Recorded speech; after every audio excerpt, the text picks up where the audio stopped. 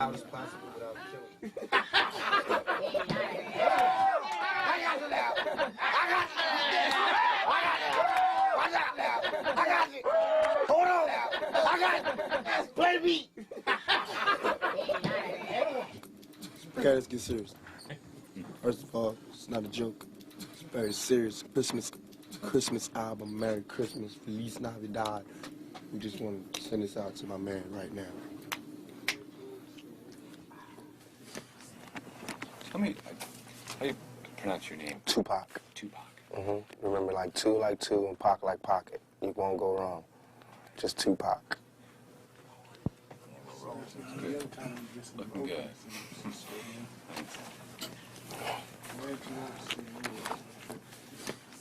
What's your best Christmas memory? Let me see. When I thought we didn't get any gifts for Christmas, I was in Baltimore. I thought we didn't get nothing. It was a knock on the door. My sister's principal from her school came, and they had like this charity, whatever, where they give like the turkey to the poor family on the block. We was the poor family. So we got this turkey. I got some cheap boots, you know, got little cheap trinkets. But on Christmas, you want as many trinkets as possible.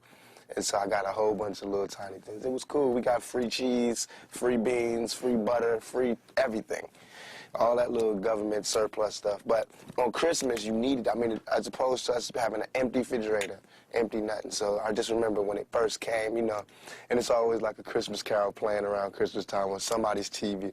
And I just remember that first feeling, like really feeling like, you know, dang, this is Christmas. You know, this is like the give thing. The give thing. That's when I used to feel the sorriest for my mother.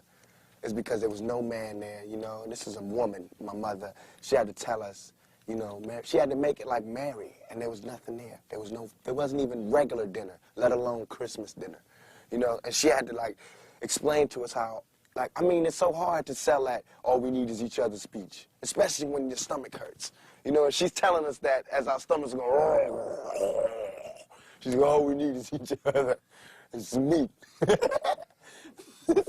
But I thought it was just so beautiful how she just would be strong and she would do it. And she would never use that time to go, your fathers are really jerks, you know, they really left me here. But they did. Our fathers really did leave her. And I mean, our fathers, like my father, my sister's father, different fathers, but they really did leave us. And, you know, they didn't call on Christmas to help my mother explain why the hell we ain't get no gifts.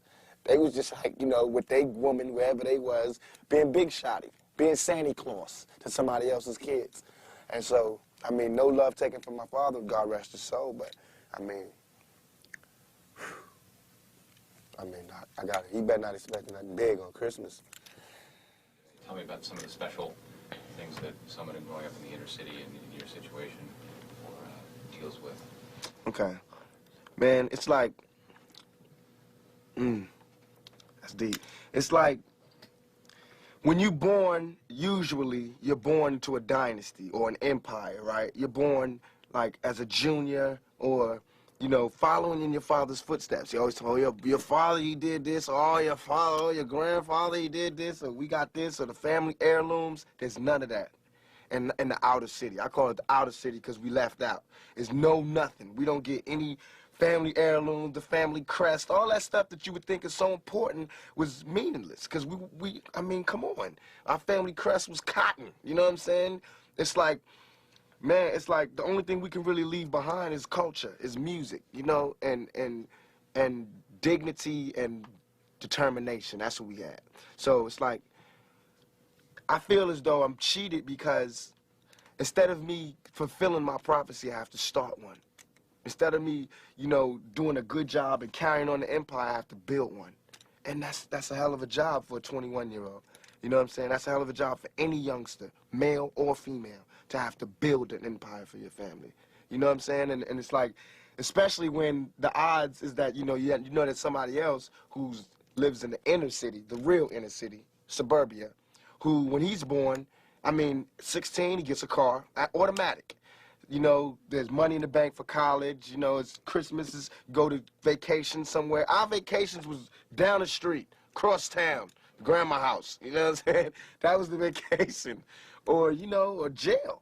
to be even more real. And I hate to make this like sad story, but it's real. Because this world is such a, and when I say this world, I mean it. I don't mean in an ideal sense. I mean in every day, every little thing you do. It's such a, gimme, gimme, gimme. Everybody back off. You know, everybody's like, you taught that from school, everywhere. Big business, you want to be successful, you want to be like Trump, gimme, gimme, gimme, push, push, push, push, step, step, step, crush, crush, crush. That's how it all is. And it's like, nobody ever stopped. Just, you know, I feel like, instead of us just being like, slavery's bad, slavery's down, bad whitey, bad whitey. I mean, all right, let's stop that. And everybody's smart enough to know that, I mean, we've been slighted. And we want ours. And I don't mean by like ours, 40 acres and a mule, because we're past that. But we need help. I mean, for us to be on our own 2 feet, us meaning youth or us meaning black people, whatever you want to take it for us to be on our own 2 feet, we do need help. Because we have been here, we have been a good friend. If you want to make it a relationship type thing, we have been there, and now we deserve our payback. It's like you got a friend that you don't never look out for. You know, you dressed up in jewels. Now America's got jewels, and they paid and everything, and they lending money to everybody except us. And it's like, you know, everybody need a little help on their way to being, you know, self-reliant. I mean, if this is truly a melting pot in the country where we care about it, and Lady Liberty got a hand like this, she really loves us, then we really need to be like that. And it needs to be the black kids. And if there's a white person who got money, then he need to help them. He need to help black kids, Mexican kids, Korean kids, whatever. But it need to be real. And it need to be before we all die, and then you say, oh, I made a mistake. We should have gave them some money. We really should have helped these folks. It's going to be too late. You know what I'm saying? And then that's when you got to pay your own karma. And that's when God make you punish, when God punishes you. Because I feel like, you know, it's too much money here. I mean, nobody should be hitting lotto for $36 million and we got people starving in the streets.